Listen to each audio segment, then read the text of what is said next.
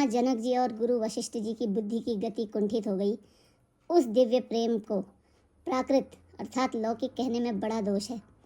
श्री रामचंद्र जी और भरत जी के वियोग का वर्णन करते सुनकर लोग कवि को कठोर हृदय समझेंगे। वह संकोच रस अकथनीय है। अतएव कवि की सुंदर वाणी उस समय उसके प्रेम को स्मरण करके सकुचा गई। भरत जी को भेंट कर श्री रघुनाथ जी ने उनको समझाया, फिर हर्षित होकर शत्रुघ्न जी को हृदय से लगा लिया। सेवक और मंत्री भरत जी का रुख पाकर सब अपने अपने काम में जा लगे। यह सुनकर दोनों समाजों में दारुण दुख छा गया। वे चलने की तैयारियां करने लगे। प्रभु के चरण कमलों की वंदना करके तथा श्री राम जी की आज्ञा को सिर पर रखकर भरत शत्रुघ्न दोनों भाई चले।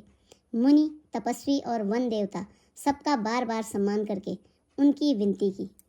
फिर लक्ष्मण जी को क्रमशः भेंट कर तथा प्रणाम करके और सीता जी के चरणों की धूलि को सिर पर धारण करके और समस्त मंगलों के मूल आशीर्वाद सुनकर वे प्रेम सहित चले।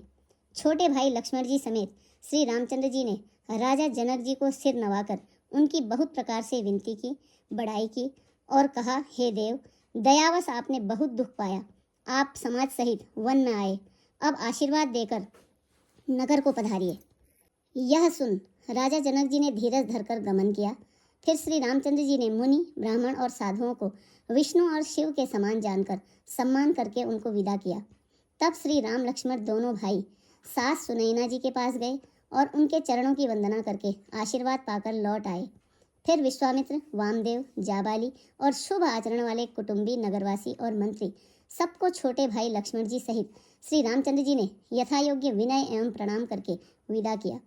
कृपा निधान श्री रामचंद्र जी ने छोटे, मझले और बड़े सभी श्रेणी के स्त्री पुरुषों का सम्मान करके उनको लौटाया।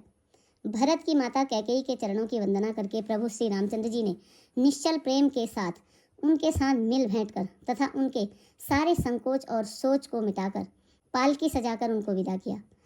प्राण प्रिय पति श्री रामचंद्र जी के साथ पवित्र प्रेम करने वाली सीता जी नैहर के कुटुंबियों से तथा माता पिता से मिलकर लौट आईं। फिर प्रणाम करके सब सासुओं से गले लगकर मिली। उनके प्रेम का वर्णन करने के लिए कवि के हृदय में उत्साह नहीं होता। उनकी शिक्षा सुनकर और मनचाहा आशीर्वाद पाकर सीता जी सासुओं तथा माता पिता दोनों ओर की प्रीति में समाई बहुत देर तक निमग्न रहीं।